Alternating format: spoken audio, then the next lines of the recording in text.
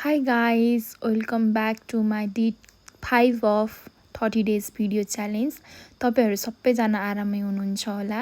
आज चाहिँ म अर्ली मर्निङ जिम जान लागेको अनि यहाँ मेरो बेबी चाहिँ सुतिराख्नु भएको छ। अनि म चाहिँ बिहान जस्ट 5 बजेतिर जिम पुगेको थिएँ। अनि जिम पुग्दाखेरि चाहिँ त्यहाँ एक्सरसाइज सुरु भइसकेको रहेछ। अलि धेरै एक्सरसाइजहरु गरे, यस्तो पसिना निस्केको छ मेरो। अनि त्यहाँ सबैजना गफ पनि गर्नुभएको थियो। आज चाहिँ मैले कार्डियो मात्र गरे किनभने मर्निङ ड्युटी बहिनीको चाहिँ मर्निङ ड्युटी थियो। म सँगसँगै जाने बहिनीको चाहिँ, त्यही भएर म चाहिँ उसँग गएर आउँदाखेरि आज कार्डियो मात्र गरेर आएँ।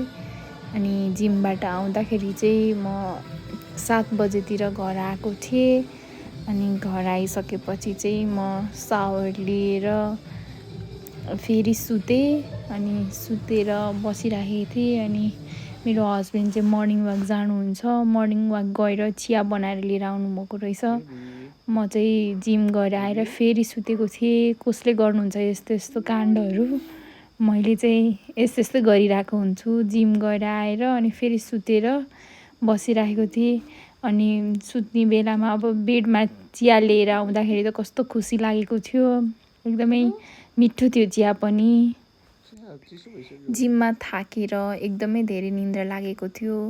अनि मस्त सुतेँ। अनि उठेर चाहिँ चिया खाएपछि चाहिँ अलिकति फ्रेस भयो, निन्द्रा नै पुगे जस्तो भयो।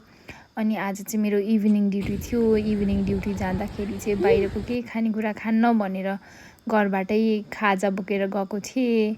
अनि ड्युटी सकेर आइसकेपछि चाहिँ हामी इभिनिङ वाक बेनी बजार चाहिँ घुम्न गयौँ।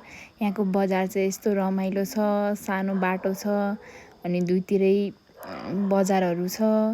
त्यही बाटोमा हिँड्दै गयौँ। बाटो चाहिँ अलिकति साँघुरो छ। अनि वान वे बाटोमा चाहिँ गाडीहरू आउँदाखेरि अलिकति डर लागेको जस्तो चाहिँ हुन्छ। अनि एकदमै रमाइलो भयो इभिनिङ वाक हामी जाँदाखेरि। अनि बाटोमा चाहिँ यस्तो ठुलो ठुलो ट्रकहरू आइरहेको थियो। ट्रकहरू आउँदाखेरि चाहिँ यस्तो डर लागे जस्तो हुन्छ। यो ट्रकले चाहिँ बाटो नै सबै प्याक गरिदिन्छ। यता नि एउटा उताको छेउबाट यताको छेउ सबै कम्प्लिट बोरिएर हिँडेको जस्तो हुन्छ।